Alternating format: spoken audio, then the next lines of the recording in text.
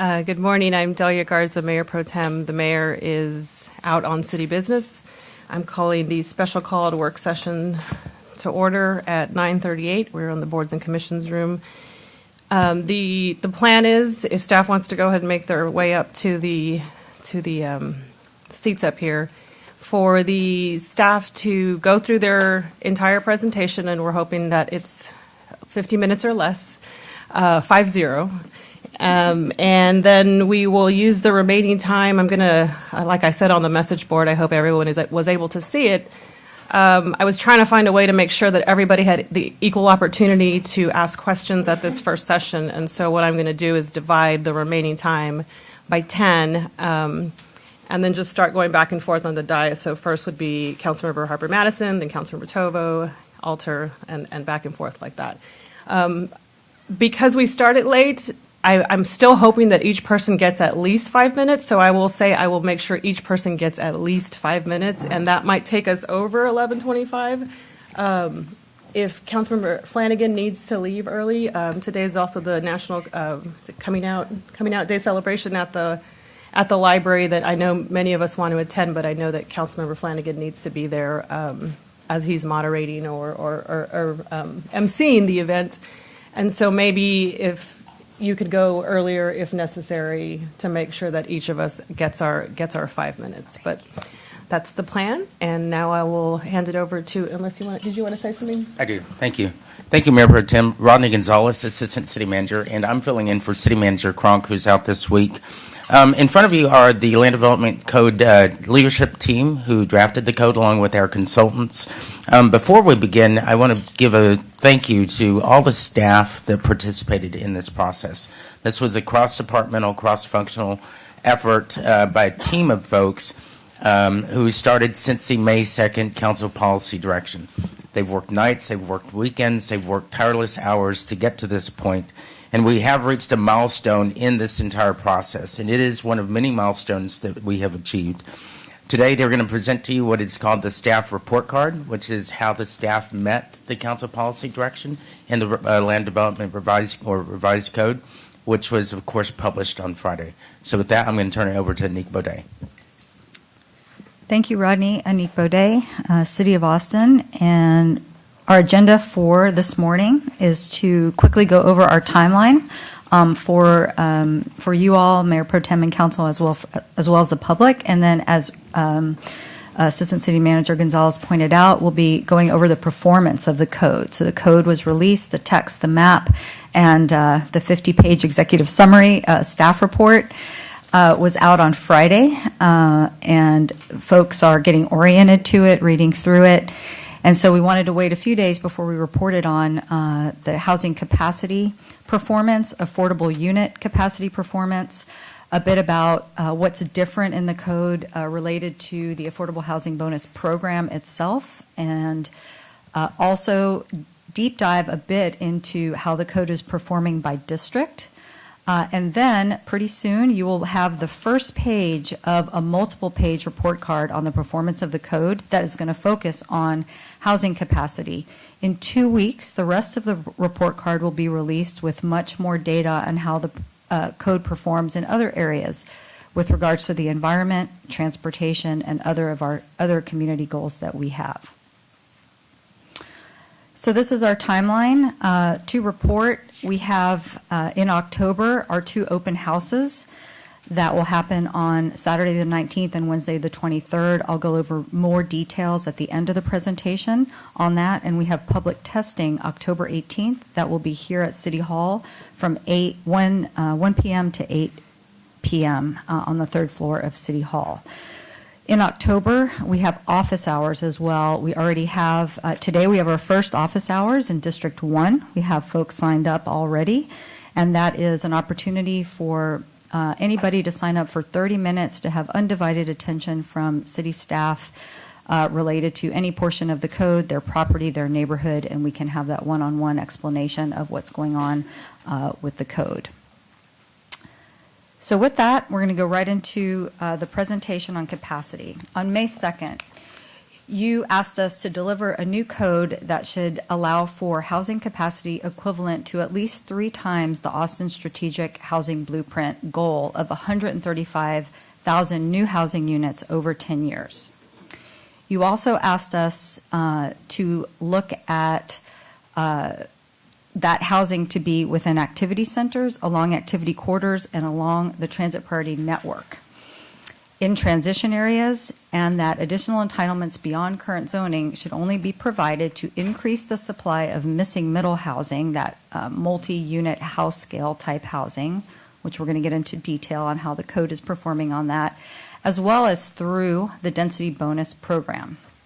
You also asked us to be careful on the granting of new entitlements in areas currently or susceptible to gentrification, that we should be limited so as to reduce displacement and disincentivize the redevelopment of multifamily residential development. And you know, in our past work sessions, we've talked about how we have not upzoned, and we have data on where that affordable existing market rate affordable housing exists, and we did not upzone those properties per the direction.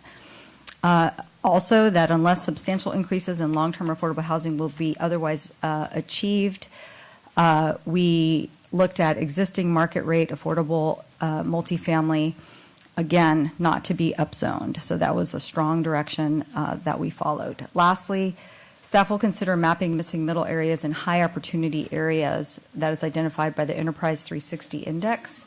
And you'll see as we work through the data that we were able to also apply that criteria. Our current code allows for a capacity or nearest equivalency of 145,000 units. What we delivered on Friday with the LDC revision increases capacity for missing middle housing, house scale multi-unit, in transition areas and high opportunity areas. It also increases capacity through the inclusion of the Affordable Housing Bonus Program in more zones, new zones that are in the current revision and areas of the city. The revision also maintains comparable base zoning except in transition areas where you have new zones that have been created for that missing middle house scale multi-unit product. And then what we're achieving with the Land Development Code, your direction asks for 405,000 units, capacity of 405,000 units. We delivered 397,000 total unit capacity. So the effect of the change is that we got very close to the 135,000 times 3, 405,000 units. And with that, I'm going to turn the presentation over to Peter Park to talk about how those units look spatially throughout the city. Thank you, Anik. Peter Park, consultant with the staff. So I'll talk about where are these units and this additional capacity found. This first map shows in gold areas that have been identified as high opportunity and as council directed. Looking into these areas in terms of more opportunity for missing middle and added capacity, as well as the rest of the city. So on the map, in gold is areas of high opportunity. The purple areas on the map describe transition areas as per City Council direction of where to map transition areas, as well as where missing middle housing is mapped in high opportunity areas. In general, if you look at the map, there are some areas that are a little bit thicker and areas that are thinner. The thinner lines describe where transition areas were mapped more shallow per council direction in areas vulnerable to displacement. Now, so that covers transition areas and missing middle mapped in high opportunity areas. When we look at where multi-unit development is allowed today and under the proposed code is continued to be allowed, you can see that combined with areas, transition areas that are mapped and missing middle mapped in high opportunity areas, we get a greater distribution of opportunities for multi-unit housing as well as missing middle housing across the city. So it provides a much broader opportunity, a more distributed opportunity for multi-unit development, missing middle housing, which is the most efficient way of using land and delivering capacity and meeting your capacity goals. So when we then look at the bonus program, and we're going to be getting into the bonus in more detail, but this gives you sort of the high-level picture of it. The areas in fuchsia are areas where today the bonus, there's a bonus available, all right? Under the new code, per council direction, the areas in the darker purple represent where bonuses, affordable housing bonus incentives are available. And you can see how much more expanded the bonus opportunity is throughout the city per council direction. In quantitative terms, under your current code, you have about 5,600 acres of land that offer the bonus. Under the Land Development Code revision as proposed, over 30,000 acres of land now have the bonus option available to them. And with that, I'm going to hand it over to Alex Steinberger from Cascadia Partners, and he'll give us a little bit more detail on the process of modeling the housing capacity. Thank you, Peter. I'm Alex Steinberger. Good morning, council members. I'm glad to be here today to finally be able to share some numbers with all of you, and I know you've all been hungry for numbers. So today we're going to get into that. Before we start, though, just a quick refresher on the council direction that you gave back in May. You asked staff to analyze the capacity that their proposed map could deliver. And you also asked them to do that using the Envision Tomorrow model, and you asked them to produce not only an overall capacity estimate, but also an estimate of income-restricted capacity. So Cascadia Partners, the firm I work for, we are well-versed in the Envision Tomorrow model, so we were the ones who ran that on each iteration of the code. So what goes into that model? We talked a little bit about this last time, if you recall, but we do not consider that every acre of land within the city is buildable. We exclude constrained land, which includes floodplains, it includes steep slopes, conservation land, critical water quality zones, and more. But it does include primarily development on vacant buildable land and development to a lesser extent on existing developed land. And a major distinction here between a traditional zoning build-out analysis is that here we're looking at what's actually feasible, not what the maximum density the code could deliver is. So this is a rational, economically constrained estimate of capacity. A little bit more detail on that. So the way the process with staff worked, it was iterative, as we mentioned last time. We get a map from staff that tells us for every parcel what the proposed zone designation is. Based on that zone designation, we then perform what's called a pro forma feasibility test, where we try to figure out, could a building that typically gets built in a zone like this get built on this location, given the market considerations of that area and the cost of land? If yes, then that parcel gets included within our capacity estimate, and if no, it is not included in the capacity estimate.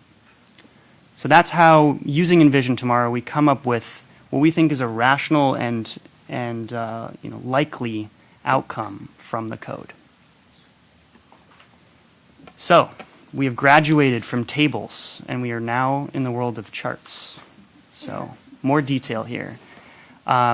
A couple things to orient you on when we go through these charts. You'll see a couple of things repeated. So first, on the left, you see nearest equivalency. So what does that mean? Well, it's as close as we could get to modeling your current code, because in fact your current code is nearly impossible to model because of all the unique combinations of overlays, base zones, etc. In fact, during the modeling process, we found that there were several thousand unique combinations. So it's a very difficult thing to model. So the term nearest equivalency highlights the fact that we used a rational set of zones and tried to match them as closely as possible to what your current code allows. And then the revised LDC, Revised Land Development Code, that is the current proposal before you.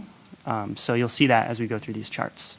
So you'll notice here is that we came very close, just within striking distance of that 405,000 housing unit goal. Came in at 397.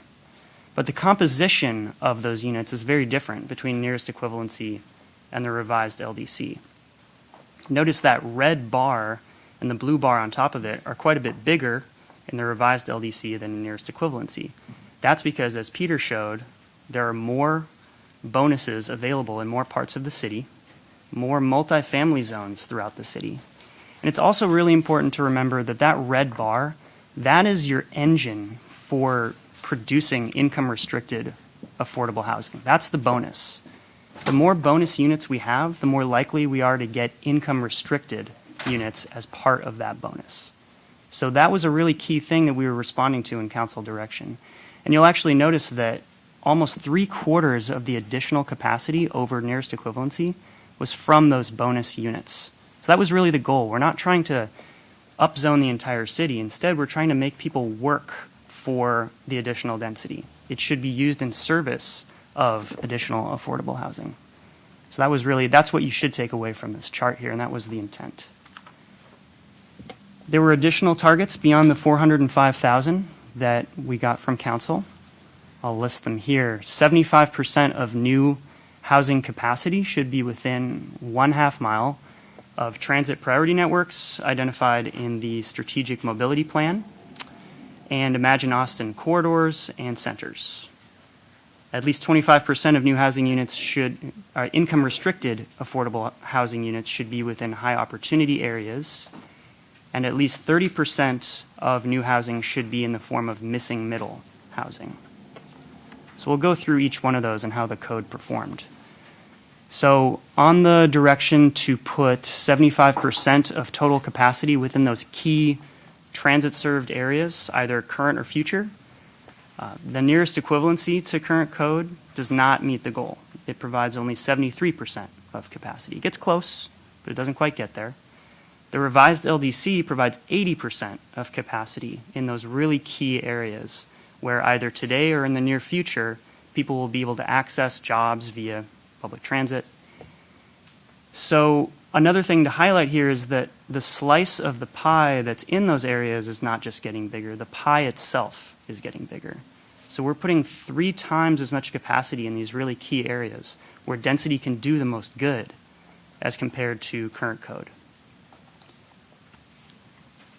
On the second point that I mentioned, at least 25% of new income-restricted affordable housing in high opportunity areas. Those were the areas that Peter showed in gold in his map. The current code only provides 9% of the very small number of affordable units we think it would produce in those key areas.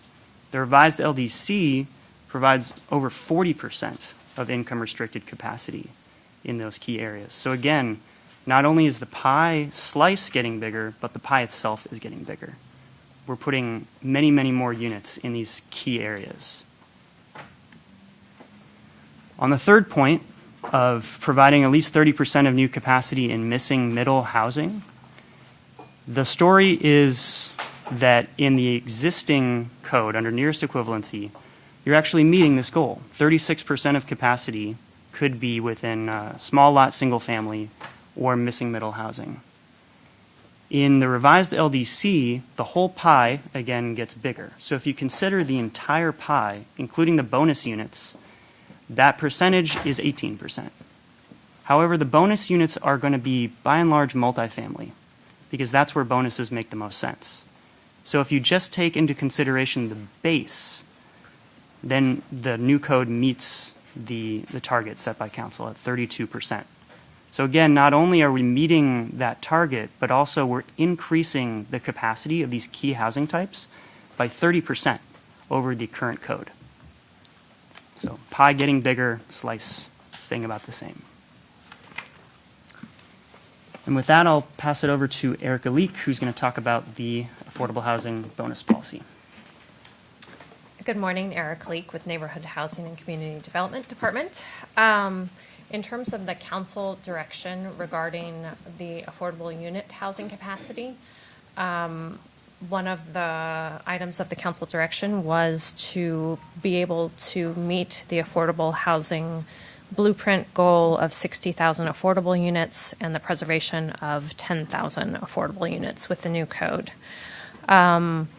As Ian has already mentioned, the income restricted unit capacity is 9,000 income restricted units that are part of that bonus program.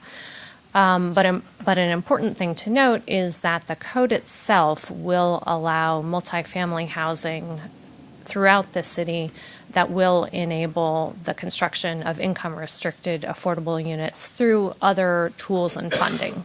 So it was never expected that the code itself would be able to create 60,000 affordable units. We knew that that would really be all tools that we have, and in reality, a lot of tools that we don't have. So it's which I'll talk more about in a moment. The steps that were taken to help to preserve existing affordable units include maintaining comparable base zoning for properties that had been identified as having market rate affordable units. And I think we talked about this at a previous work session. So the exciting thing about this information is that an income restricted unit capacity through the bonus program is obviously significantly larger than the current code. And it does have that capacity for multifamily affordable units throughout the city that could be subsidized or created in some other way. This is just a reminder mainly for the public, because I know council has seen this multiple times. I just wanted to stress that different tools and different funding sources will be needed for units at different levels of median family income. So units that are affordable to people at very low income ranges are usually subsidized because they require a lot of subsidy to be able to reach those deep levels of affordability. Once you get into higher MFI levels, 60% to 80% of median family income, that's where it starts to make sense to have the density bonus program create some of those units. And then at higher MFI levels, then the market can provide those if there are the zoning tools available to do that. So that's where having a range of housing types in the code will help to meet the housing needs at higher MFI levels. And in terms of the tools themselves to try to meet the affordable housing goals, this stack, and again, I know council has seen this multiple times, but for anyone in the public who hasn't, this stack was included in the Affordable Housing Blueprint, and it basically shows the tools and funding that we have identified to help create affordable units. So the really thin slices at the bottom, those are the ones that we had identified in 2017 when the blueprint was adopted. So that includes federal funding, it includes bond funding, it included our existing affordable housing bonus program at the time. It included what is now called the Affordable Housing Conservancy, which is trying to preserve market rate affordable housing.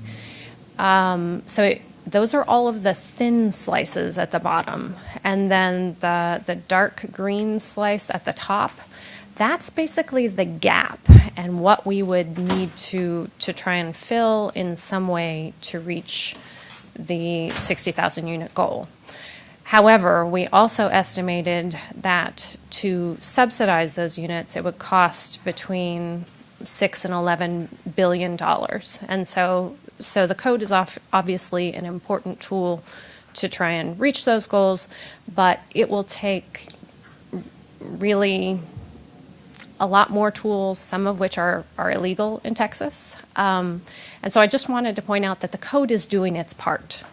And we're just going to have to continue to be creative to think about ways to build, subsidize, and preserve affordable units moving forward.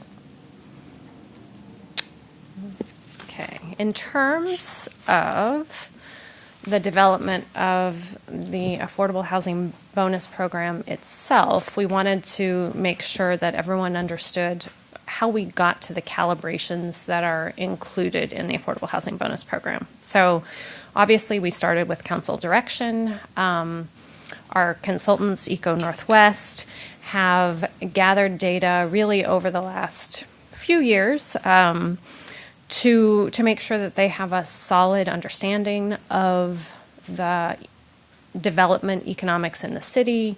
They've gotten input on the methodology really over the last few years, and had multiple iterations to gather feedback and really refine the methodology. The zones were calibrated as part of this land development code revision process through an iterative process, as we've described in previous work sessions. Basically, there were proposed zones. Eco Northwest did some modeling to try and see, how much potential production could there be with those zones. We made changes to the zones to try and make the affordable housing bonus programs be as effective as possible. And so that's been a very iterative process, and we were able to make improvements to the code to have it be more productive in producing income-restricted affordable units. The zones themselves, some of the changes that were made through this process included incorporating bonuses into more zones, maximizing the scale of the bonuses relative to the base capacity. And what that basically means is in most instances, we tried to keep the base zoning comparable to existing zoning so that the bonus could be as large as possible, because you do need a significant number of bonus units to be able to cross-subsidize the affordable units. And Ian will talk about this a little later, but as I've mentioned in previous work sessions, it takes somewhere between 3 and 20 market rate bonus units to be able to cross-subsidize an affordable unit. So we just have to keep that in mind. In terms of the mapping of the units, as you've heard previously, the transition zones were mapped less deeply and with less intensity in areas that are vulnerable to displacement. And that's, again, to try and make sure that we don't exacerbate displacement. And then, as I mentioned a little earlier, we did maintain comparable base zoning for properties that have market rate affordable multifamily housing at present. And just as another quick reminder of how the bonus works, and I put up 2 examples here because we have 2 variations of the bonus program. So if a parcel had existing entitlements for residential use, then the example on the left is the appropriate example, because basically there would be base housing entitlements. Through the bonus program, you'd have market rate bonus units, and then some percentage of those bonus units would need to be affordable. So that's if a property already had residential entitlements. However, within the code, there is also a variant called -A, and the -A comes into play when a property did not have residential units, does not have residential entitlements at present. So it would be like a commercially zoned property. So in that case, the residential entitlement is non-existent, and therefore all of the residential units in the entire building are bonus units, and therefore the affordable units are a percentage of the bonus units, which happen to be all of the units in the property. And this is intended to try to recreate vertical mixed use to the largest extent possible through this new code. And I'd be happy to chat about that more. And now Ian Carlton will get into more details. Great, thank you, Erica. Ian Carlton, Echo Northwest, a consultant on the LDC process. I want to reiterate that this is a market-driven approach to delivering income-restricted affordable units. So we're asking developers who are delivering housing in the city to consider an option where they build more housing in exchange for delivering income-restricted units that very much match other income-restricted affordable units that the city is pursuing through other programs. So these units in the dark blue here are being delivered by the market, according to this program, with the same 60% depth of affordability for 40 years for rental, and at 80% of area median income for 99 years for ownership units. But the difference between these units coming from the Affordable Housing Bonus Program and others that might be occurring in the city is that these are occurring through a cross-subsidy from the light blue bonus units to the dark blue bonus units and do not require a cash subsidy from the city. So we're asking developers to provide this without any subsidy, any cash subsidy from the city. So this program provides many new opportunities for the city to have affordable units throughout the city. We've calibrated the policy so that it is, we have calibrated it so that anyone with a bonus opportunity can go to the NHCD guidance and see how many units would be required of them. Now, because this is a market-driven policy where the City of Austin has many diverse markets, where there are distinct building scales with different construction costs and different land costs, we have calibrated it to those market realities. So you see this sort of variability today when NHCD is going to subsidize units. It varies how much the subsidy will be depending on the project. In this case, we're calibrating this depending on the type of project, the type of zone in each of these geographies.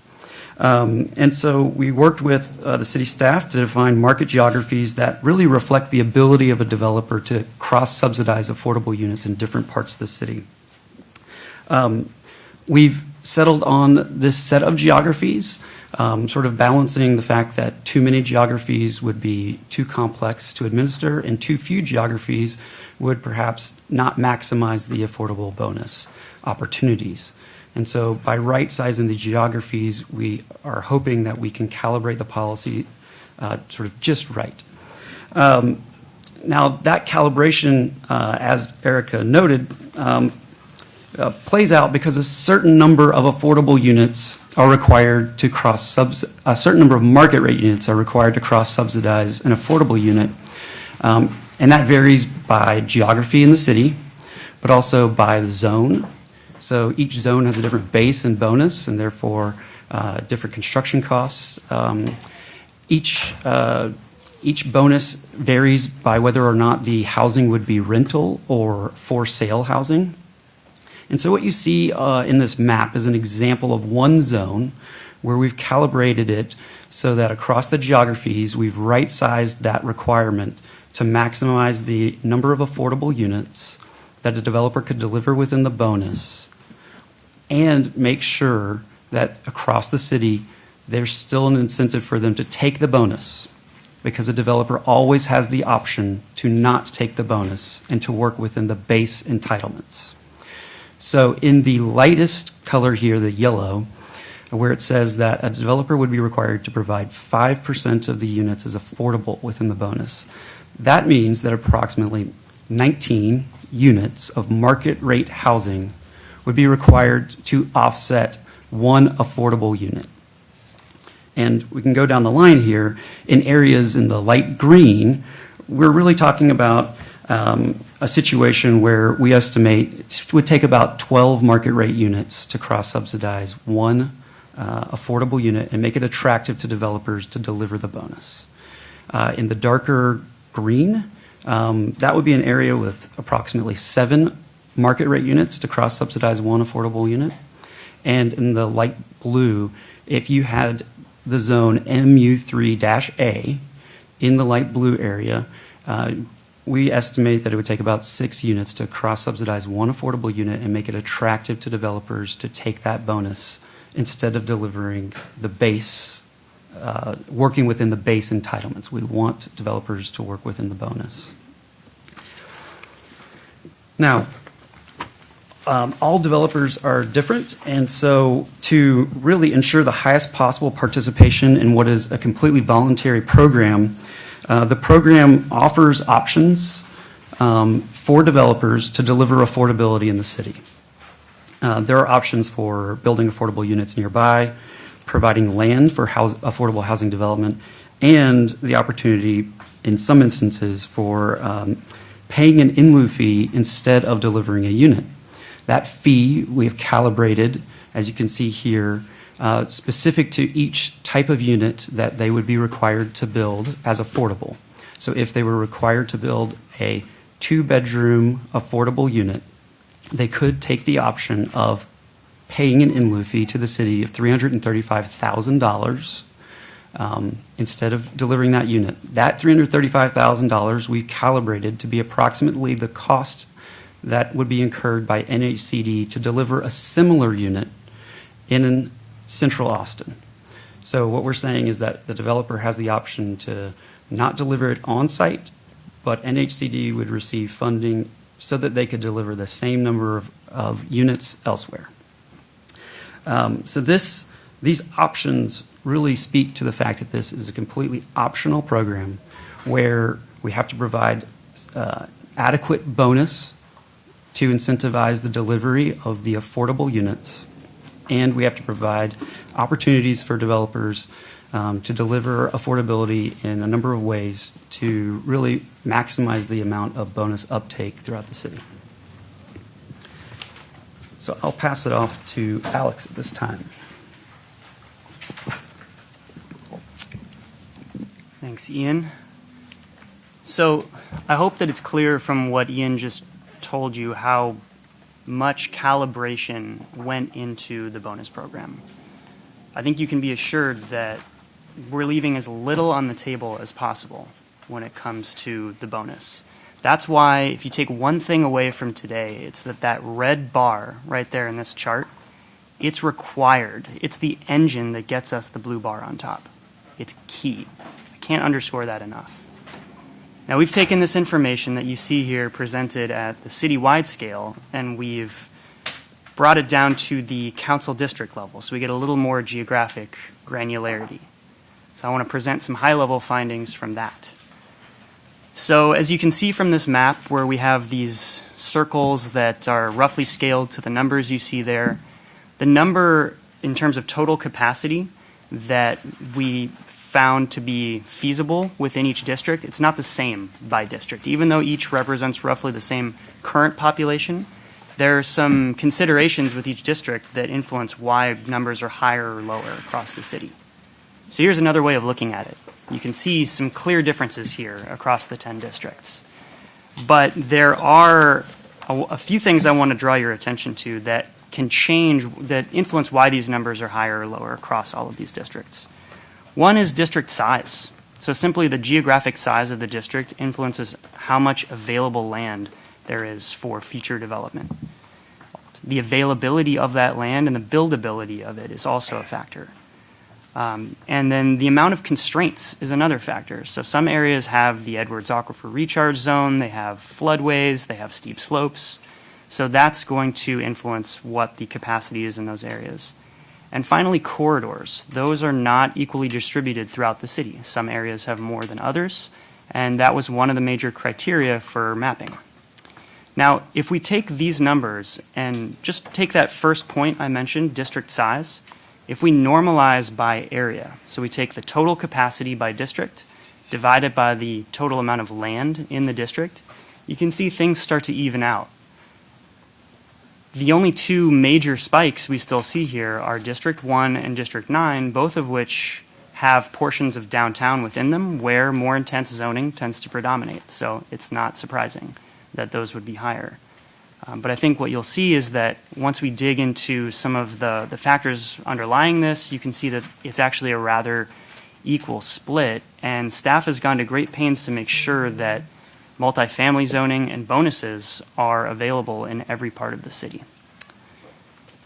The last thing I'll leave you with is that as part of this process, we're able to quantify the amount of affordable housing capacity by district. And we understand that you have district level goals for that add up to that 60,000 unit goal. It's a lofty goal.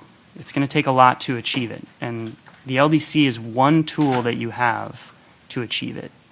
It's a very strong tool. It's an important tool, but it won't get you all the way there. There are other things like your capital programs, your housing bond, for instance, that are going to help, as well as nonprofit developers who aren't considered as part of this analysis. They have different set of criteria for how they build. And this code is a nonprofit developer-friendly code. It helps them build more densely and more economically. So as we go forward, I think the work that remains to be done is largely in trying to tee up the funding and the programs to make these goals a reality. So Anik is going to finish off with next steps and what we can expect in the coming weeks. Thanks, Alex. So I mentioned at the beginning of the presentation, office hours start today, where community members can sign up for 30 minutes with a planner who has worked on the code and get some specific information that they might be looking for. We'll be having office hours in each district. I said we had public testing planned for City Hall from 1 to 8 p.m. It'll be on the third floor, and that'll be October 18th, where design professionals within the community have been busy using the new code and creating renderings of what could be produced and what does this house scale multi-unit really look like on certain size lots. And I think that will be a very important part of the process as we move forward is visualizing the product, the new missing middle product that can come out of the code. And then our two open houses, Saturday, October 19th, 10 to 2 at the Conley Guerrero Senior Activity Center, and then Wednesday evening, October 23rd, at the Central Library. There will be a one-stop shop of all the areas of the code, from the environment to transportation to land use and zoning and to process. We'll have the whole team there available to ask questions, and it will be a come and go as folks please, so as convenient to them. And then lastly, we want community input on the maps. This is an iterative process. It was as we were producing and leading up to the release on Friday, and it will continue to be until we work through council deliberations. And so we have guidelines for the community on the website currently. By the end of next week, we'll have the process by which folks can either hand deliver a hard copy of some ideas about the zoning map or electronically. So I encourage folks in the community, if they have ideas on the maps, they can start doodling around on some maps in preparation to submit them to us for review. And with that, we'll be happy to take your questions. Thank you for your attention. Thank you. That almost was perfectly timed.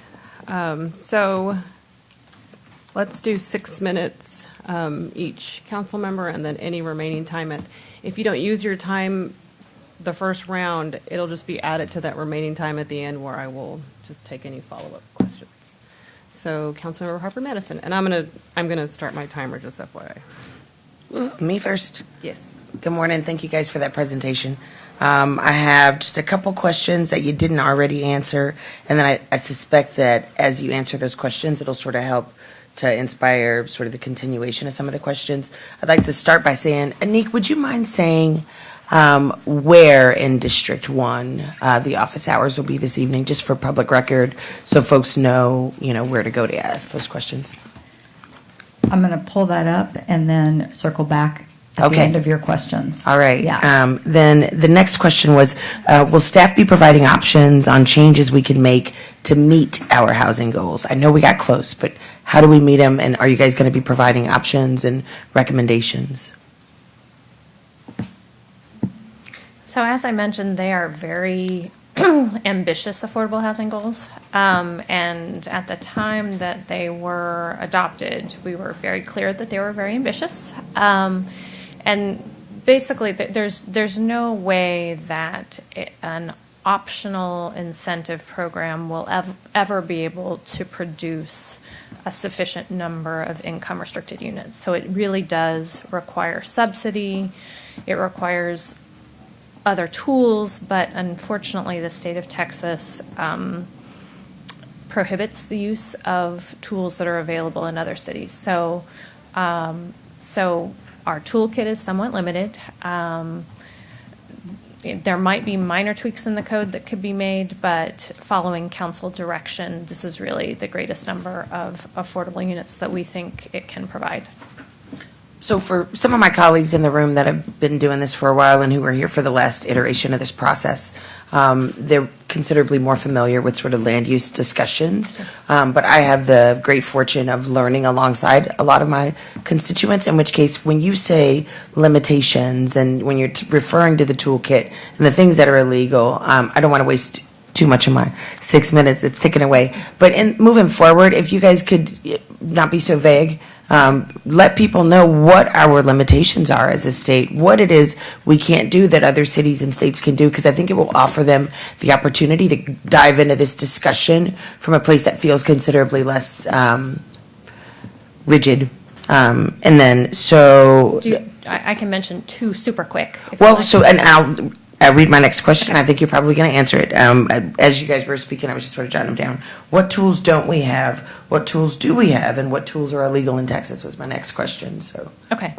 So probably the two main tools that we don't that are not available to us in Texas because they are illegal are inclusionary zoning, where you could require some percentage of affordable units in any new development, and it wouldn't have to just be an incentive program. So that tool is not available to us. Another tool that is not available to us is requiring impact fees, where we could charge a fee for affordable housing on new development. So the tools that are available, obviously we can ask voters if they are willing to pass general obligation bonds. We can have voluntary incentive-based affordable housing bonus programs like the ones that are included in the code. We do have a homestead preservation district that does set aside a portion of increased property revenues to be set aside for affordable housing, which is similar to a tax increment financing district. And that is actually another tool that can be used, but it is setting aside part of the city's property taxes for affordable housing. So it is a type of subsidy or using funds that are available to us for affordable housing.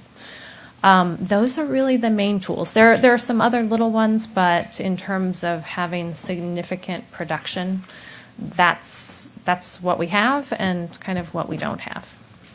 so you saw District 1 on this chart, right? And so I'd like to please implore you when you're having discussions with members of the District 1 community to be very clear about those tools, limitations, etc., so they really understand what is happening, what can happen, what can't happen, under what circumstances they can be more active and, sort of moving us forward. So when you say voters can vote, when can they vote?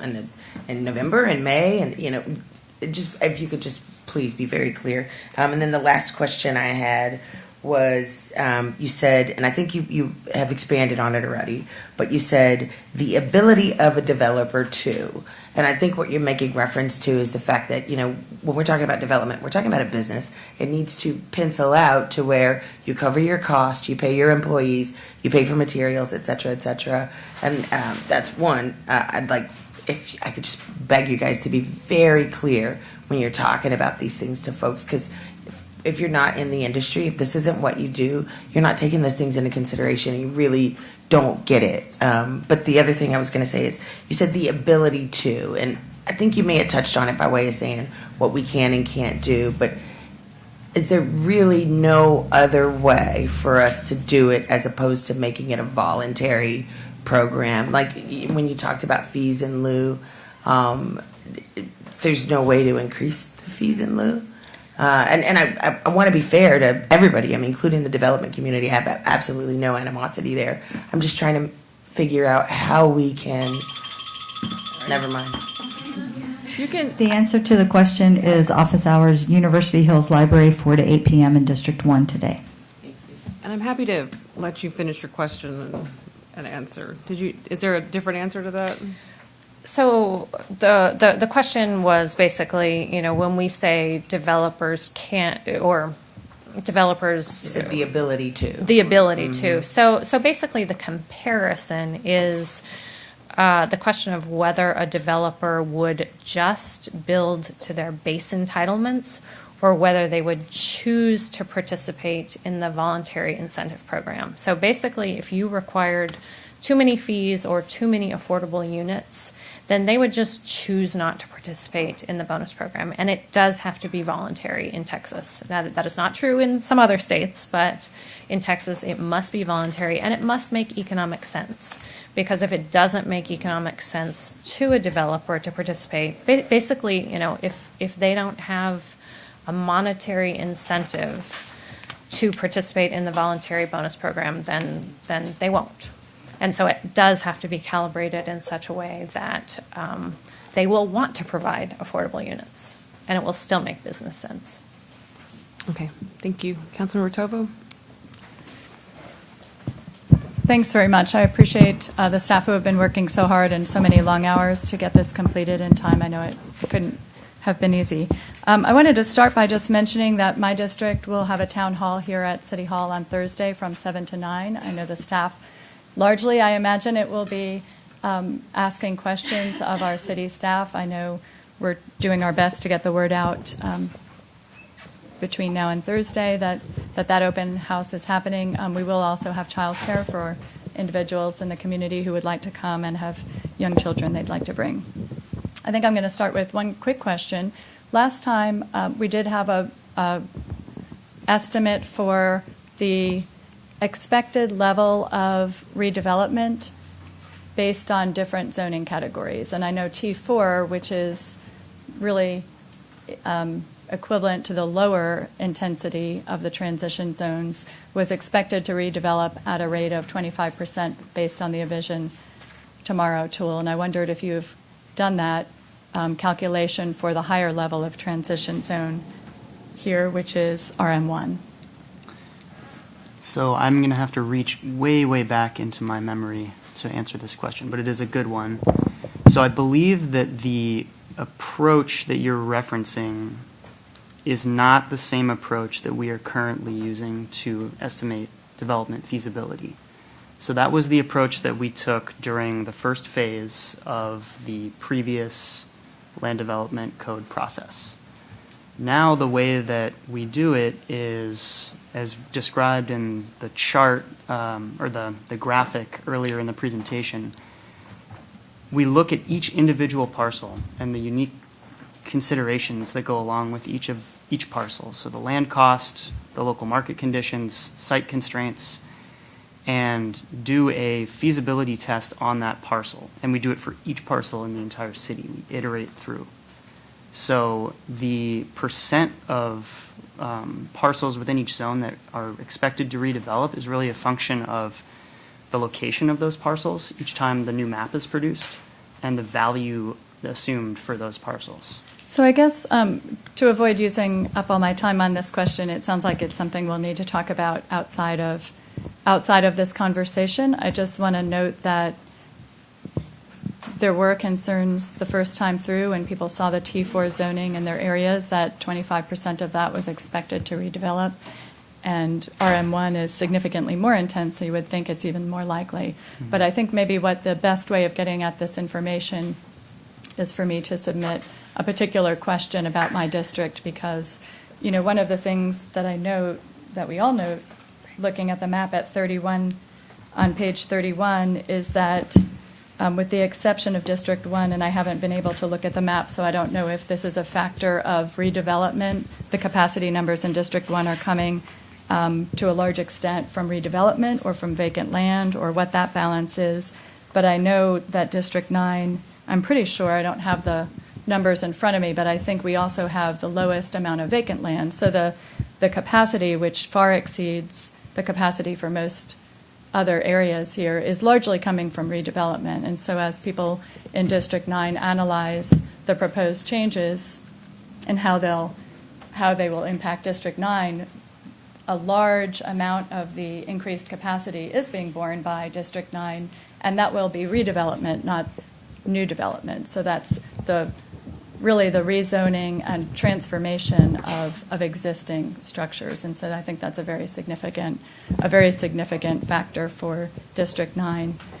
I haven't had an opportunity to look at the maps really closely in other areas during the draft map. I did see that there were areas outside of activity corridors and activity centers that seemed mapped much less intensely than I would have been expected. And so those are some of the things that I hope we can all take a look at to make sure that as we're undertaking this, we're doing so in a way of really trying to make sure that we're adding housing to those activity centers in parts of the city outside of downtown, outside of the central city. I think that if this is a good path, it's a good path for all of our districts to take to increase density in that area. And I also note, and again, we've only had a couple days with these maps and no days really with the print code, which is what I'm going to need to really review it. But one of the assurances that was given in the months since the policy direction is that the transition zone would not exceed 50%. I'm not sure where that lands. A lot of the neighborhoods I represent are right at that mark, I would suspect, though I haven't gone through and counted lots. So you're looking at about 50% of some of these neighborhoods being rezoned for transition zone, going in some cases in many cases, from 2-family properties to as many as 10. I'm not sure that will feel like a house scale, that a 10-unit development will feel like a house scale, given what's there. But I do notice again and again and again an exceeding of the 2 to 5 lots. Duval, for example, Duval along 41st Street from the golf course on up to Duval looks to me like it has 16 units in the transition zone. These are just a couple examples. From 51st Street to 50th, you've got 16 units.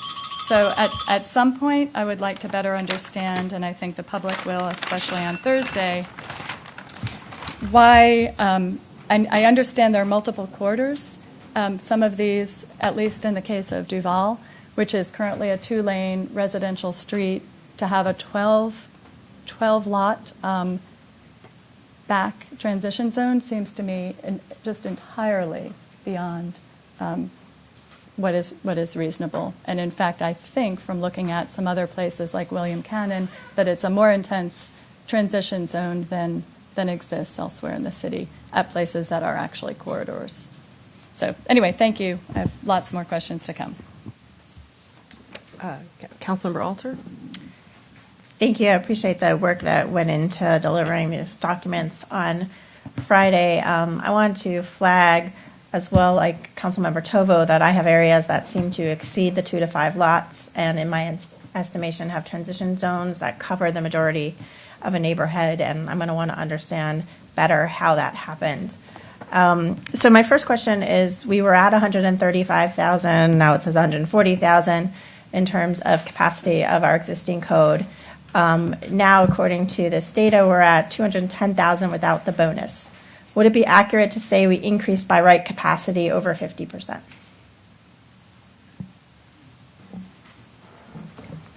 By one interpretation, yes, but the reason why that occurred is because the availability of the bonus makes it feasible in more locations. So I'm not asking about the bonus. I'm asking if we just compare the 135,000, totally ignore the bonus for a second. We take that 135,000, according to the chart on page 12, it says we have base units of 210,000. So if I compare the two bases, is it accurate for me to say that we've increased by right capacity over 50%? Yes, but it's impossible to completely separate the conversation about the bonus from those units, because those units exist because the bonus is available. So it assumes that the bonus would be taken in those instances. Okay, so there's another step to this process that says the fact that you could get the bonuses allows you to actually get the base units. Okay. I will not take up my time on that, clarifying. I'll think about that and want to talk with you more about that. So for an existing single-family lot that is proposed to become R4, which as I understand it can now do 4 units by right plus 4 units with a bonus, how did you determine the feasibility in this case where a structure was already built out? I'm sorry, can you repeat that? So in the transition zones, they're now R4 zoning. You can do up to 8 units with the bonus. Perhaps there's a preservation thing on top of that. How do you determine the feasibility that it would, how feasible it would be to build out in that case? So as I understand it, your feasibility numbers take into consideration calculations about the feasibility of development. And I'm trying to understand in those transition zones, what were the factors you used to determine whether it was feasible to be 4 units, whether it was feasible to be 8 units, 9 units, what did you use? So for each zone, we have a redevelopment test that we perform. So using the highest and best building use within that zone, we have a pro forma for that building type, and we test based on the land value of that parcel in the transition zone and the achievable rents or sales prices in that transition area. And if those criteria are met and the parcel is assumed to be redevelopable, then we assume the build-out density is actually a more conservative estimate from the full capacity of the zone, because we don't want to overstate the zone's ability to produce, for instance, an 8-plex, when in fact the lot may be too skinny or not deep enough, or there may be surrounding uses that make that more difficult to achieve. So we kind of throttle back the build-out density assumption. I understand that. I'm just trying to understand under what conditions it would actually be feasible to get 8 on that. By the numbers you gave, it was confusing to me to understand under what conditions you would actually get 8 units, under what conditions for the RM1 you'd actually get 10 units. What are the conditions that need to be there, and where did you say that was feasible or not? So it depends on the location within the city. So we have different market areas. So I think I might need to have you actually, write this out or provide me the documentation of where you assume this. I would like to see that capacity GIS map like I was able to look at for Code Next, so that we can actually go and look at particular properties and see where it is. But we're also going to need to understand what assumptions went into that, because my quick translation of your numbers on the percentages doesn't get me that happening very often, and I would like to understand that better. I also want to understand why the number of income restricted bonus units is only 5% of the number of bonus market rate units, but some places we have 5% of the bonus units are affordable, some places we have 7%, some places we have 15%, so shouldn't that be higher than 5%? And you can get back to us on that point. And then I would also like you to please follow up with helping us to understand how you normalized the numbers with the acres. I think that's a really helpful way of thinking about things, but I'm going to need to be able to explain that to my constituents, so I would like to know that. Can you tell us how much of the capacity, non-bonus and bonus respectively, comes from the transition zones? I can follow up right now with you on the exact number, but it's a very small proportion, actually. Okay, I'd like to see those numbers, and I think kind of what Councilmember Tovo was getting at, trying to understand the numbers by zone, where those are coming out would be helpful. Even if it varies across the city, we still ought to be able to add up those numbers by by zone to understand, where things are happening. Can you also tell me how you added capacity to the regional centers? I saw in the document that there was information about what was going on in downtown. There was additional direction that said that we should be building it up in regional centers. That's a question for staff, who did the most of the mapping and have criteria for that. We'll follow up with the answers to all of those questions. Okay, thank you. Councilmember Poole? Thanks, and I wanted to thank our staff for all of the work done in a short period of time to get us to this point today, and then to let everybody in the community who's in District 7 or wants to come to the Town Hall for District 7. It's on Thursday, October 24th, from 6 to 8 in the evening at Lamar Middle School, which is on Winona. I'm looking at page 27, calibrating the blueprint, where we have the fees in lieu for the on-site affordable units listed for studio up to 3 bedrooms. And I just wanted a quick question here. Are these would these be in the fee schedule, and are they anticipated to be updated annually? So they would be in the fee schedule, and they would be updated as need be, which might or might not be annually. What criteria would you use for the updates? So we would look at basically whether the market has changed significantly. Because the development cycle takes a long time for people to get through the process, what Right. we have heard is you often don't want to change these more than maybe every 3 years or so, because there's uncertainty. That's great. Thanks, Erica. I don't want to get into too much of the weeds. I just wanted to make sure that staff was not anticipating that these were static numbers. That's what got us into trouble with the school finance legislation. There's a lot of static numbers in there, and because the economy flexes, we have to make sure these numbers also flex. I wanted to make a note. Erica, you were talking about the different tools that are not available to us, and I think that was an answer to one of the first questions that we had. So I just wanted to make note of a couple of things that have happened in the last 2 sessions, and that maybe we look to add items to our legislative agenda for 2021. First off, the impact fees were preempted by the state legislature in 2017. I supported those impact fees. They were brought by members of our community. It was a great idea. The folks who brought it were a mix of housing advocates and nonprofit and affordable housing developers, and it's a shame that that was preempted at the legislature, and we need to do something about that. And then I worked with State Rep Gina Hinojosa this session, 2019, on the inclusionary zoning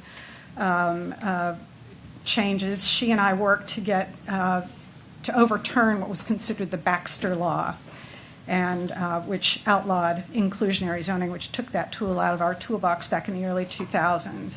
Unfortunately, that bill that she and I worked on didn't get a hearing, and so often up at the legislature you have to do things multiple times in order to make any inroads, but that's another item that we need to put on our legislative agenda. So we're not without recourse. It may be, and that's for us here as policymakers, it may be that right now the state law says we can't do things, and we've been preempted on a number of things in the past, but that doesn't mean we can't keep trying. So I wanted to get that out into the public as well. Let's see. A lot of the existing affordable multifamily housing in District 7 looks like it was upzoned. And I understand that the multifamily real estate information, I think it's called CoStar, is that right? May not be broken down exactly into rental rates. So I'd like you to explain how you identified existing affordable. And then I have a follow-up question on that, because I'm concerned we're going to trigger redevelopment in parts of the town where it otherwise might not happen for a while, and these are valuable properties. I want to make sure that we are, in fact, protecting existing affordable housing, what housing we have now. So the process that we went through is that we did pull CoStar data. We looked at the rents for different bedroom count units, and if it was affordable, deemed to be affordable at 60% of the median family income for that bedroom count unit, then it was included in the properties that were kept with their existing base zoning entitlements. We could talk about other ways to do it, but that was the process. Then, did you give that information to whichever staffer was actually drawing lines and putting the colors on the map? Correct. Okay, so that if we have some issues with how those lines were drawn and where the transition zones are and how the various levels of categorization were applied to the maps, we should talk with you, but then we also need to make sure that they were applied correctly to the maps. Yes, I mean, so we would have the list of properties, and then you can see on the zoning maps how Okay. the base zone, what zone was applied. And I completely understand how fast you guys were working, and you were crunching numbers like crazy, and it is not surprising that there are errors on the maps. So I think we are all willing to work together to get them fixed, and I appreciate that. Have we identified how many illegal STR2s and 3s are taking units out of our housing market? I'm not. I don't have a. We don't have that data with us today. Okay, well, let's put that on the list. I think we need to be looking at those policies as well. If we are looking to increase the number of affordable units, any unit that's being taken off for STR, especially in the larger STR3 category, we should definitely be looking at. And then the last question that I want to get into the hopper is, are affordable units under Affordability Unlocked that are paid with bond dollars eligible to be considered an STR3? If we are using city tax bond dollars for a development, and then that development is turned into an STR3, is that legal? And if not, what are we going to do about it? Yeah, certainly the units that we subsidize would not. There are Those would be the bond dollars. right, but what I'm saying is when we subsidize developments that have affordable units, not all of the units in the development have to be affordable. In fact, developers will often want some of the units to be market rate to help cross-subsidize the affordable units. So the affordable units, I'm sure, could not be used as short-term rentals. The other units, I don't know. Okay, and we did have that conversation, and I wanted to revisit it, and I wanted to make sure that we are really clear on what that policy is, and if we have an SDR3 apartment complex, we should identify which units are actually receiving the subsidies, and then we can go back and cross-match and make sure those are the units that are actually housing Austinites and are not being rented for profit. Thanks. Councilmember Kitchen. Again, let me also say thank you. I know y'all have been running like mad, and you look amazingly well rested for all the work that you've been doing. I'm going to note three things, not to ask a question about, but some things that others said for follow-up later in order to stay within my time. I also noted issues with the 2 to 5 lots in several areas in District 5, particularly in vulnerable areas, which are supposed to be closer to the 2 lots. I also wanted to just flag, I asked this question offline, but I understand that you just answered that you looked at 60% for the affordability for preserving the multifamily, and I'm curious why we didn't look at 80% also, because those are all below market rate, so I'll have a question about that too. Okay. I'm concerned that we may be losing some market affordable housing. So And then the last question is one that Council Member Tovo asked that I'll just mark and we can talk about later, and that is, and I think you referred to it too when you talked about some constraints and there not being corridors in all parts of the city. There was one of the policy directions, it was number N under transition zones, where we talked about locating missing middle throughout the city in areas where there weren't environmental constraints. And that was, from my perspective, I thought that was designed to get us beyond the constraint about where corridors and where buses and transit is located. But that's for a later conversation about interpretation of the policy. So with regard to specific questions, I wanted to ask about, I have two questions to focus on real quickly. One has to do with the McMansions. So, one of the concerns that we raised in the policy was that affordability, and not so much the large affordable, but the affordability of market rate. A lot of this, our neighborhoods, the way McMansions was working was resulting in incentives to tear down smaller, older homes that are more affordable and replacing them with larger, more expensive homes. And so in looking at the preservation incentives in the McMansion section, which I think is 23-3-3050D, it doesn't appear to do that for me. So can you just quickly, and this may be a longer conversation, but is it possible to quickly speak to what the thinking there was on how what was written into that section will actually disincent building McMansions and incentivize keeping smaller, older homes and adding additional structures, so that we may have more units with smaller, older homes instead of having one large, more expensive single-family house? Greg Dutton, Planning and Zoning. Councilmember, with the preservation incentive, you're right, it doesn't require any income-restricted units on the lot, just the preservation of the existing dwelling unit. And the thinking there was that the 30-year time period for how old that existing dwelling unit has to be is about how long it takes for a property to filter down and become more affordable, more likely to be market rate affordable. But there's nothing specific about how much what MFI, for instance, it has to meet or anything like that. It's just based on the age of the structure.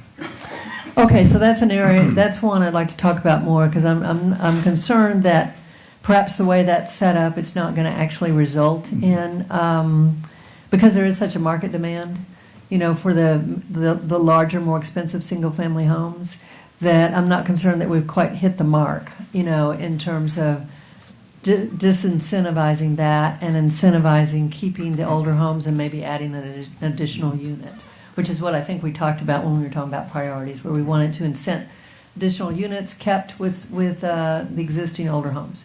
So that's an item I'd like to. Was there any kind of analysis that you all did that led y'all to believe that may impact the market demand? Well, it does give the property owner an additional option. So by using the preservation incentive, it gives them another pathway to get additional FAR as opposed to the Affordable Housing Bonus Program. Okay, and did y'all do any kind of market analysis to any financial analysis or market analysis or anything like that? Or I'm trying to understand if there was a particular data that backed up those assumptions. It was really looking more at the age of the structure. We did look at tried to find similar programs in other cities, and frankly, it was difficult to find any comparable program. Okay. All right, well, that's an area we may want to talk about some more. All right, then the second question relates to VMU, an existing VMU, and the concern that I wanted to express, or the question really is the way those were rezoned in such a way that they put a maximum on affordable housing instead of a minimum, and that they don't seem to account for the percentage of commercial that's allowed, so that you may end up in the circumstances where there's really is more financially feasible for the developer to just use more commercial space and not even take advantage of the housing. So, for example, right now, if I'm understanding correctly, the MU5A zoning category, which is being used for some of those VMU properties. Can I just finish the question and then we go? So the MU5A imposes a base standard of a maximum of 48 multifamily units per acre, 2.0 FAR and a 60-foot height limit, and it's being applied to VMU properties where the standard right now is no limit, no max on the number of units, no limit on FAR, and a 60-foot height limit. And if I'm understanding correctly, these kind of VMU properties are actually yielding an average of 80 units per acre. In other words, more than that 48 max. So I'm wanting to understand why we're putting a maximum on the number of units right now when you don't have that maximum for VMU, why there's no consideration of commercial space, and why the maximum seems to be set anyway lower than the average of what we might be getting on those VMU properties. So that's a longer discussion, but I wanted to bring that to y'all's attention. Councilmember Ellis. Thank you so much for all of the work that you've been doing. I know there's a lot of work that's gone into this. I appreciate how much y'all have been able to translate showing your work along the way. For those following along at home, the staff report includes a link to a spreadsheet of how y'all have interpreted our council direction from May 2nd and really tried to make sure in every single one of your presentations that you're showing us where in the approved direction you got the information from, because I think that helps us understand what this new land development code revision process has been like. This is a new council. There's two of us that did not participate in Code Next, and it's really helpful to see that you've used the things that did work, public involvement along the way, into something that I think really does stick to our council direction. And I know it hasn't been easy, so I really appreciate the work that you've put into that. I think it's important. One of the good things that I've seen about this is your awareness in watershed protection and flood risk mitigation. There's been a really keen awareness of understanding that if people are going to build something new, that we can find ways to make sure that they are improving our stormwater infrastructure, to make sure that no matter where you are in relation to watersheds, that you're able to prevent flooding for your neighborhood or neighborhoods that may be downstream from yours.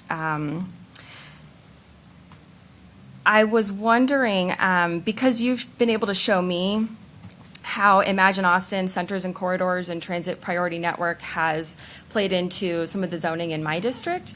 If that's a layer, I know that you have it, but I don't want to slow down the mapping, but I think it could be a really interesting visual if there's any way to be able to kind of demonstrate that with the current zoning and proposed zoning side by side. I know that you have the information in there via text when you click on each lot.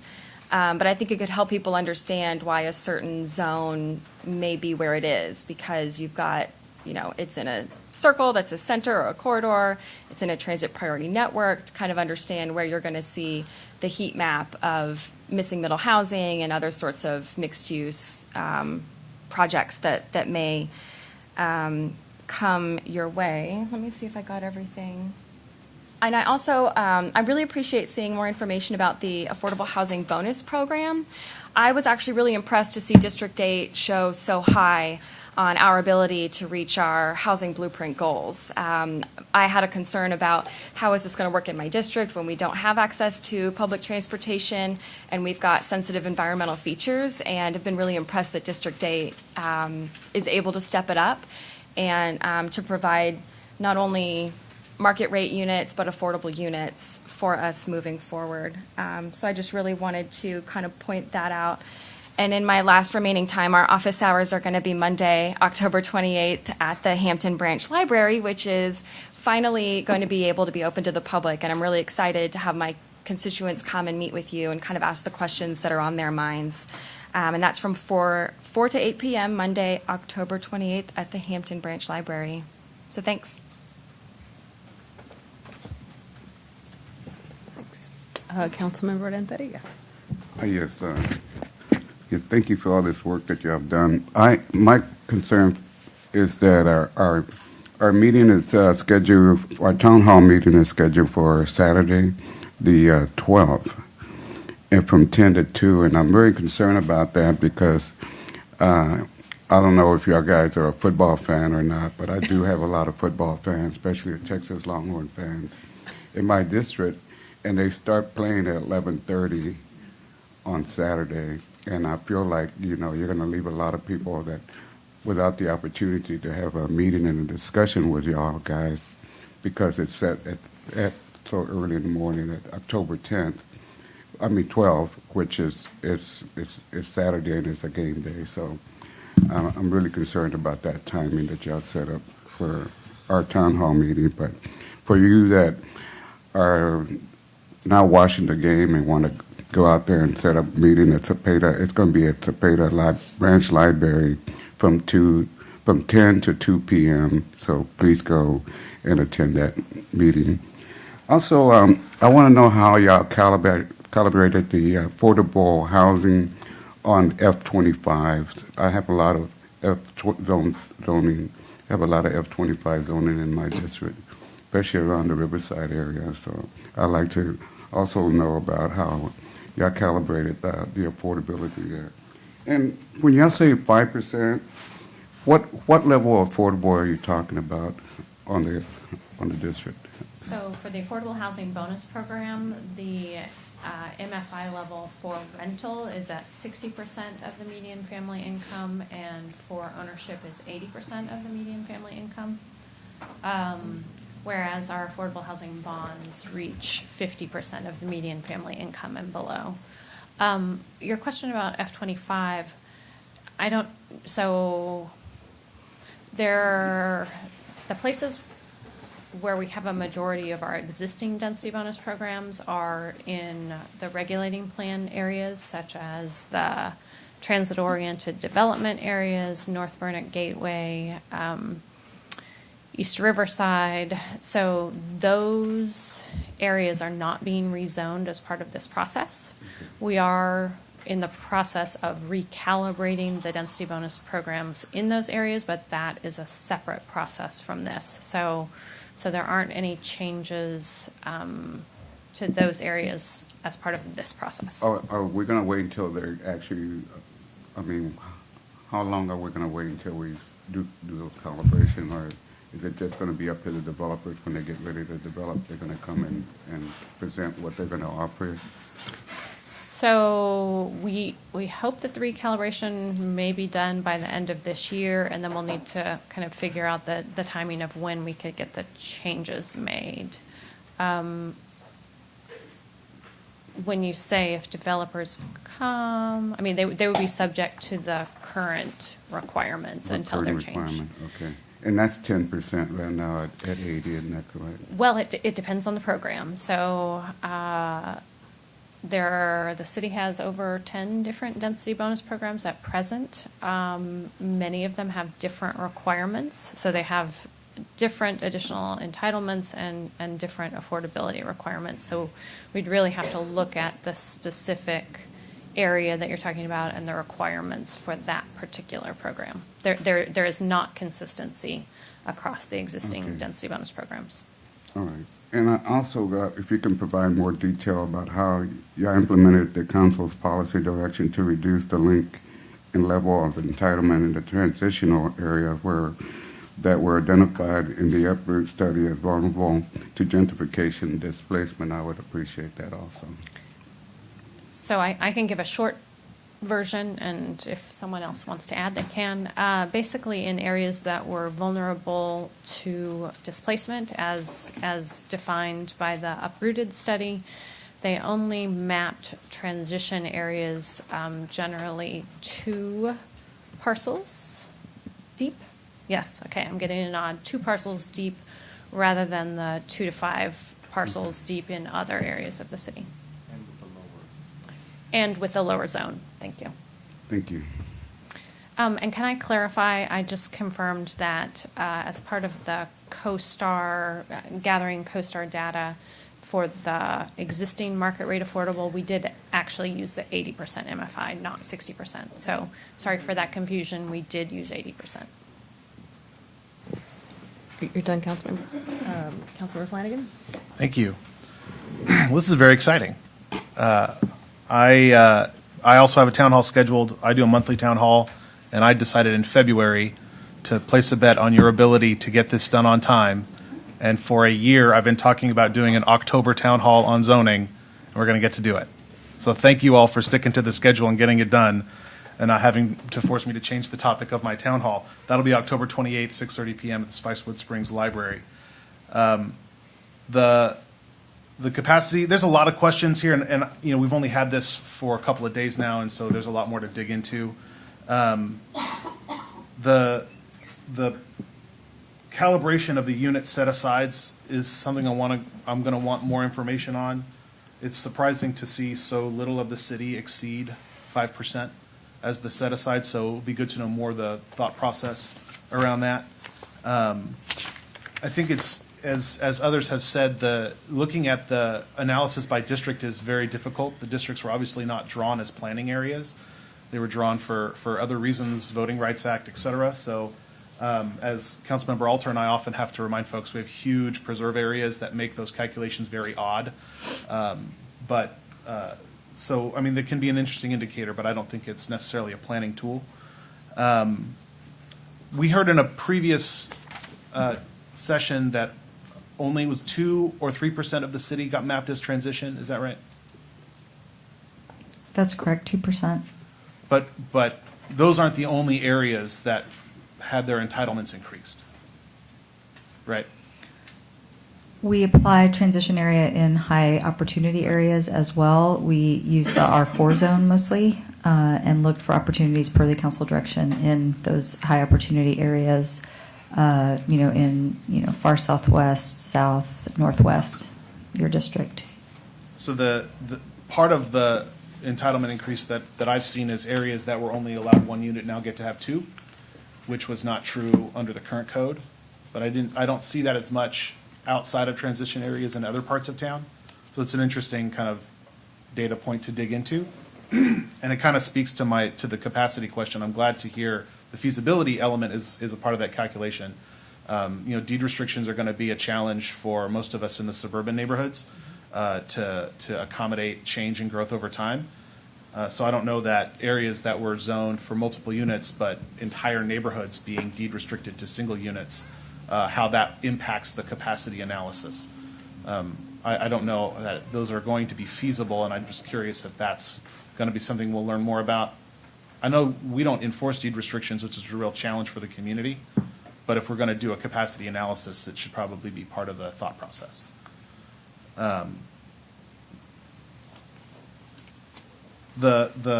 for the public to understand, the unit set-aside percentage, as it's been explained to me, is really a ratio or the ability of the market rate to subsidize the non-market rate.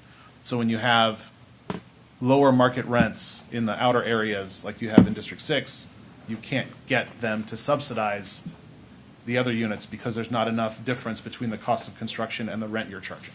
Is that a fair assessment? Yeah, it's that is generally a fair assessment. The thing that you will find in places where there is not a lot of high density development at present is that the rents aren't sufficiently high to really demand that higher density development. And so in those cases, it's likely that the developers will just develop under the base entitlements.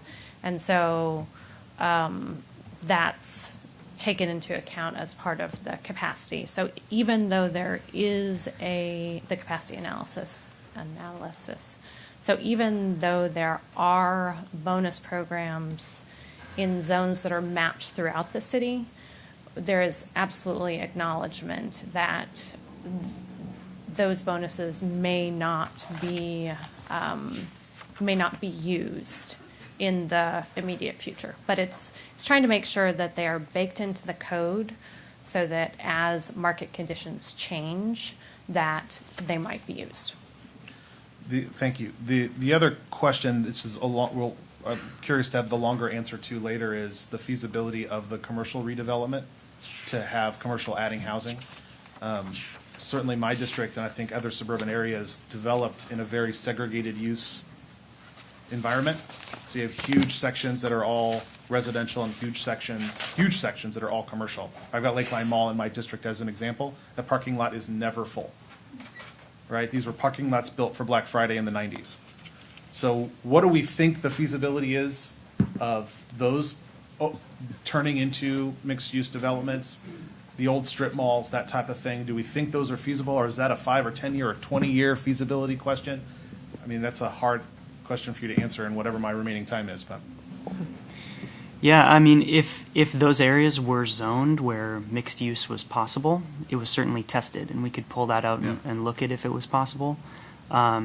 Generally speaking, if there's a lot of retail in the area already, it's difficult to for a developer to justify additional retail space. It's typically a loss leader in areas like that, so your housing is going to cover the cost of the retail. The retail isn't going to drive the feasibility of it. It's going to be kind of dragging the feasibility down a bit. So I would say it's a challenge, and especially as brick and mortar retail in general declines and online retail predominates, it's tougher and tougher to do, especially where there's already a lot. Thanks. I'm wanting to understand the page, I think it's 15, where you talked about the Envision Tomorrow's, the process and providing the economically constrained capacity. And so then on page, for example, 12, is that economically constrained capacity estimate part of these numbers on page 12? Yes.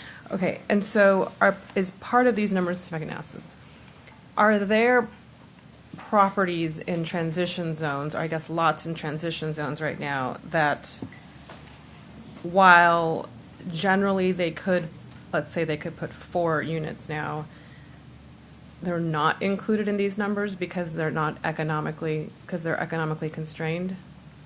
Does that make sense? I think I understand the question. So the zoning would allow them to do? The zoning would allow it, but they wouldn't be in these numbers because it's not economically possible. It's possible, yeah. Okay. That is possible. So is it accurate to be able to say, even though something is zoned something, the market would probably not allow that to be built out to the full zoning capacity? That's right. Okay.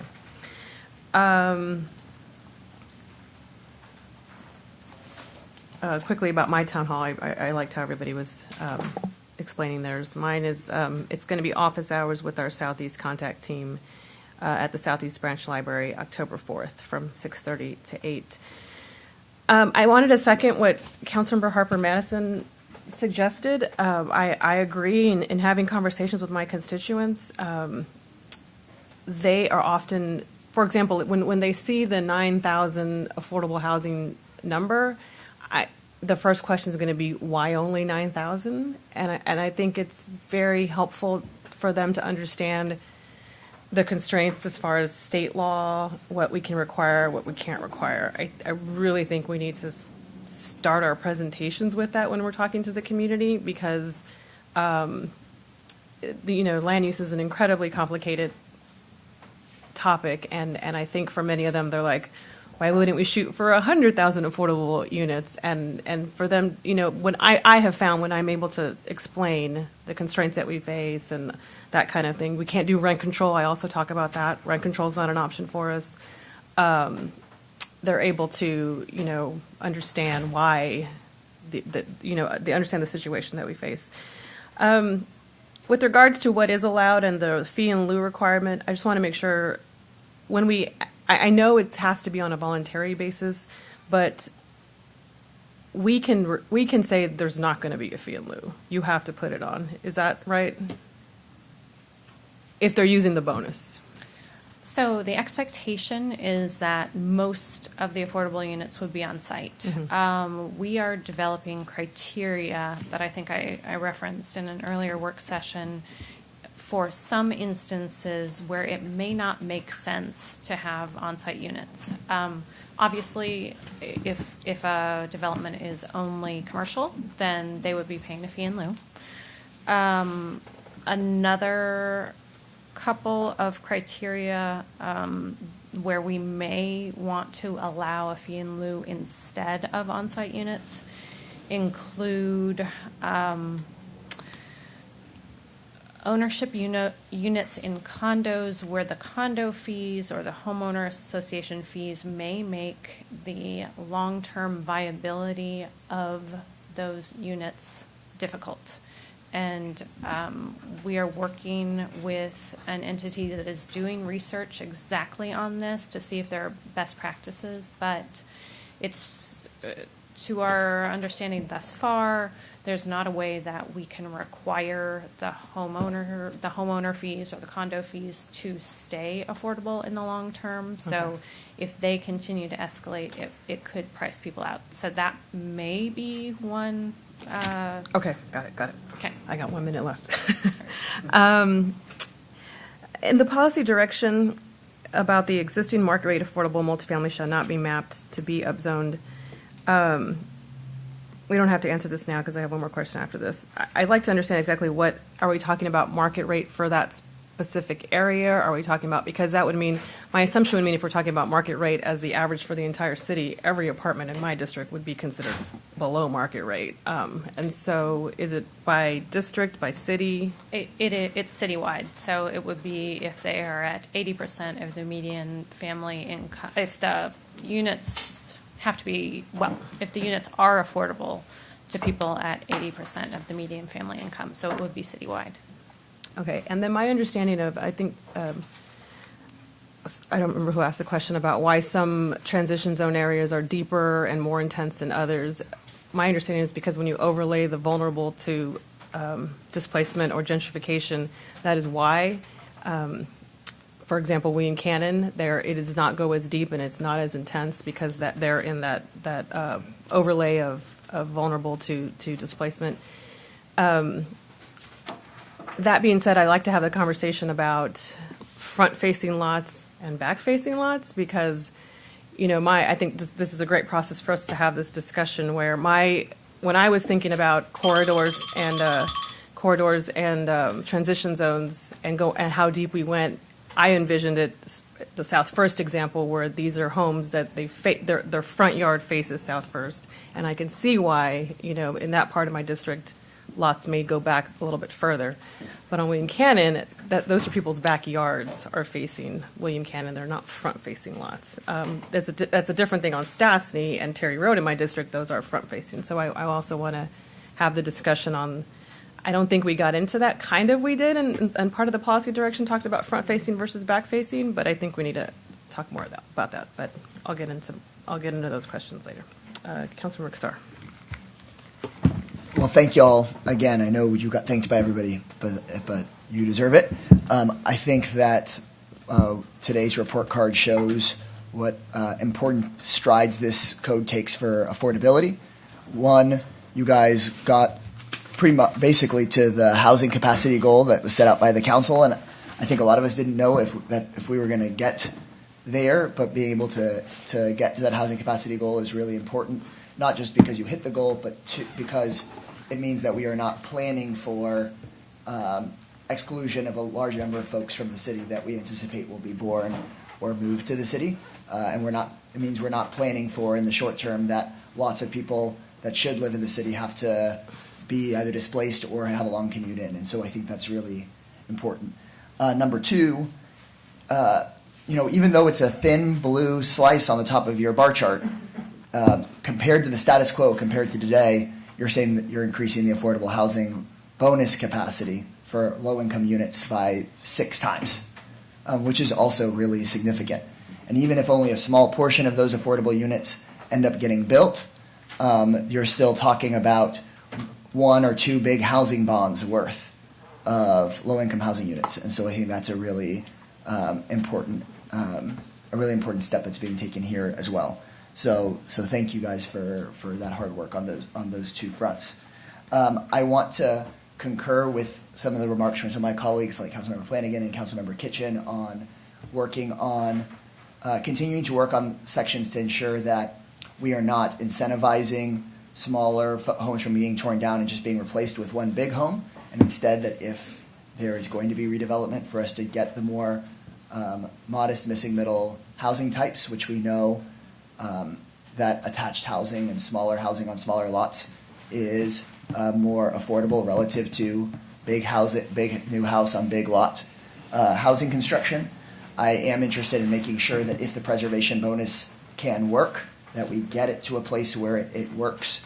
And I think continuing to look at the existing multifamily issues that have been raised by my colleagues, I think are all important, all really important issues for us to work on. And we'll figure out how as a body we start working on that together. But it sounds like from this work session that there actually is a lot of consensus on some of the key issues that are left to be worked out. But frankly, they're pretty small issues compared to when we were in the Code Next process. So thank you. Affordability Unlocked was mentioned.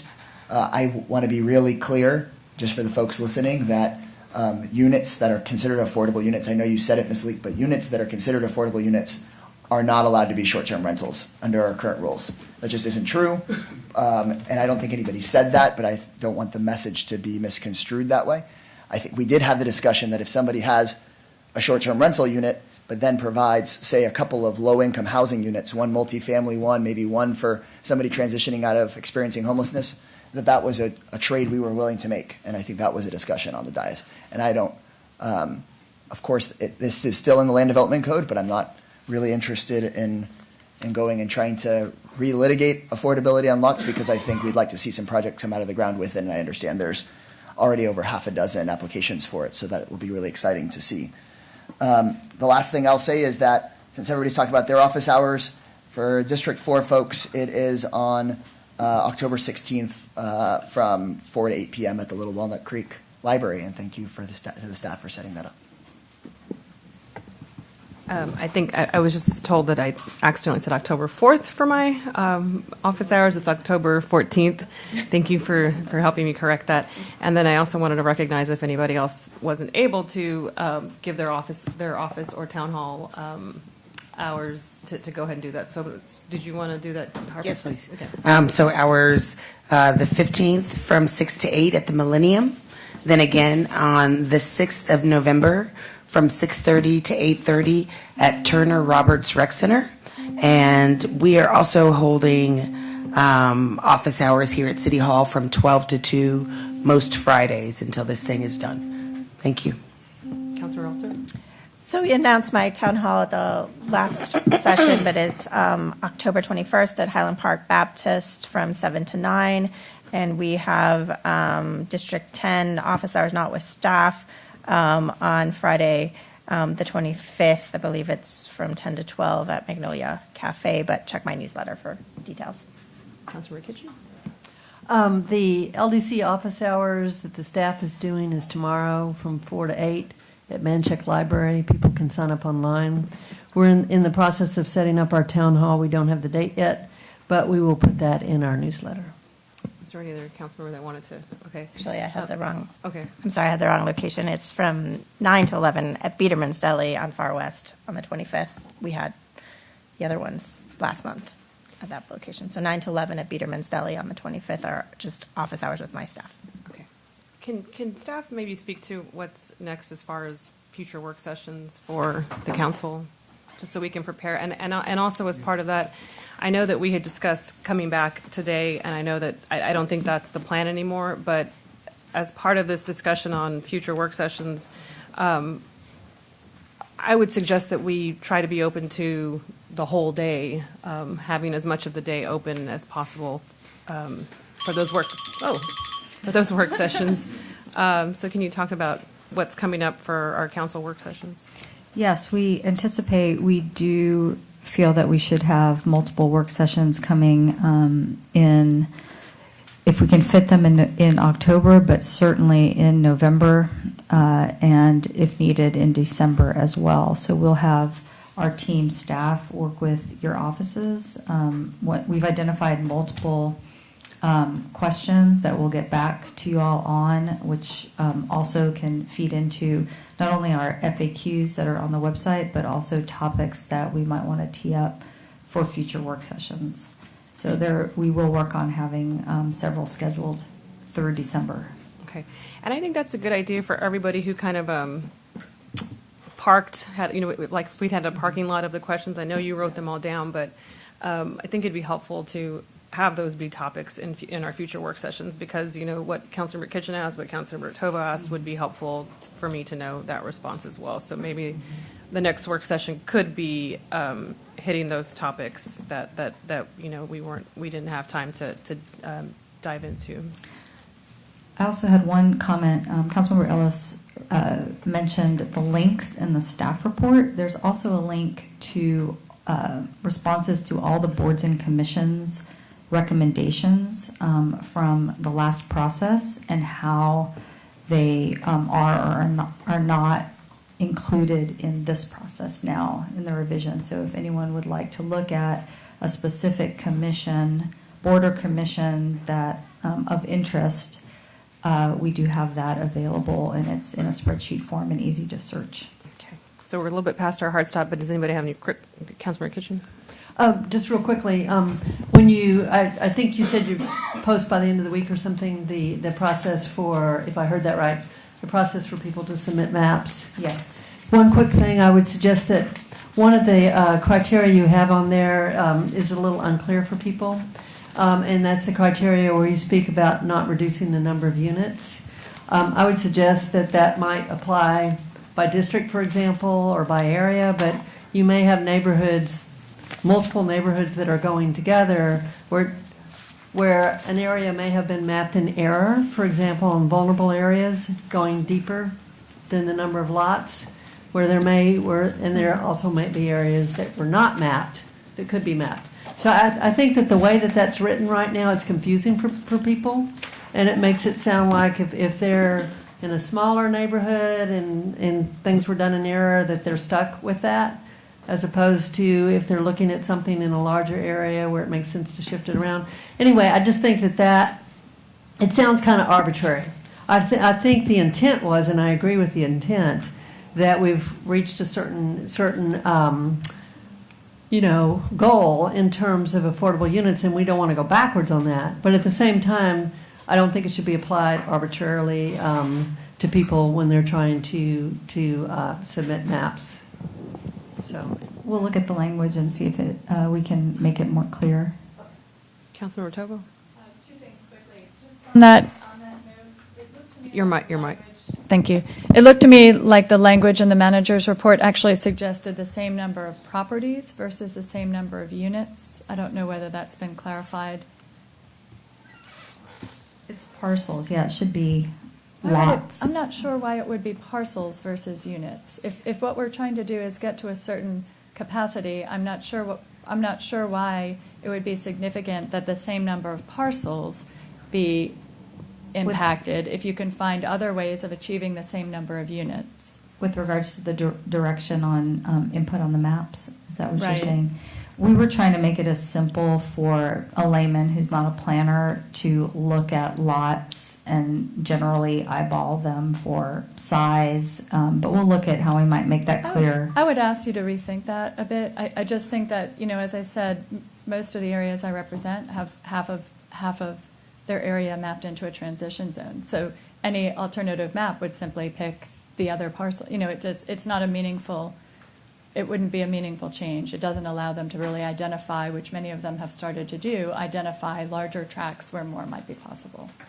And then my other quick question is where the staff, I just want to encourage, I think it's really useful, some of the questions other people asked. I'm really curious about the answers too, and I would just ask those to get submitted through the portal. And I know you said that was going to be up and operational. I haven't had a chance to circle back if the council questions are operational. Yeah, we're still working on the portal for that, but we will go ahead and type these up and make sure that they're available. Okay, thank you. Yeah. One last thing on the maps. Some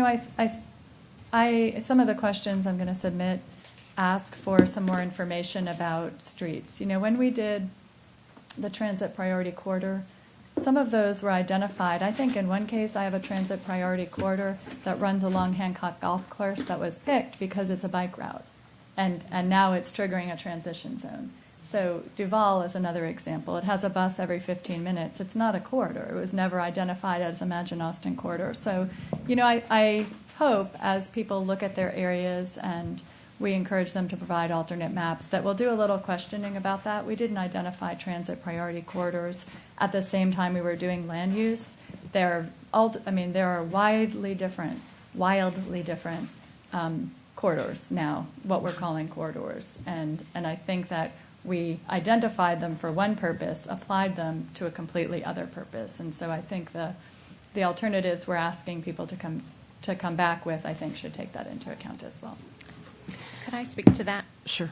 I know that part of the rationale for that was to try to provide more opportunities for missing middle housing in high opportunity areas. So it was really trying to figure out ways to help address that other aspect of council direction. So,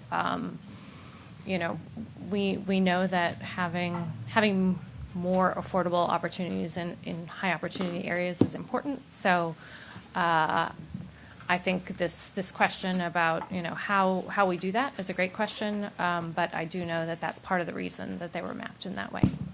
So it wasn't mapped because it was a corridor, it was because of something else? Well, it was trying to find criteria that made some sense to us in terms of ways to get more missing middle housing in high opportunity areas. Councilmember Tovo, do you want to continue? Again, just quickly looking at the numbers, it looks to me like about 5% of the units of the existing capacity units that are being projected are affordable. So the grand majority of the capacity in my district is going to be market rate units, of the increased capacity. And in areas where, such as Hyde Park, where you have 70% of the renters, we will be redeveloping properties that are currently providing housing to renters to create market rate housing. And so I think that also, we need to have that conversation as well. If we're looking at areas that are largely going to be increasing their capacity through market rate housing, I think we need to think about what housing we're replacing. Last question, Councilmember Kitchen. Okay, well, I won't ask a question, then I'll just, I have some concerns about how that subsection N was interpreted. And that's what Councilmember Tovo is explaining, is speaking to. So that might be something for, Mayor Pro Tem, that might be something for another work session, because I'd like to explore the intent behind that amendment, which is an amendment that I brought, and I don't think it was interpreted the way I was thinking it would be. So, okay. I think that's a good topic to talk about, is the criteria for that, but also, the understanding that it was important for us to find something else in high opportunity areas. So anyway, I said last question, sorry. I just want to thank my colleagues for being open to this different process. I just wanted to give everybody the equal opportunity to ask questions during this limited time. Thank you to staff. And there's no, how can I think of the word? We're adjourned at 11:36.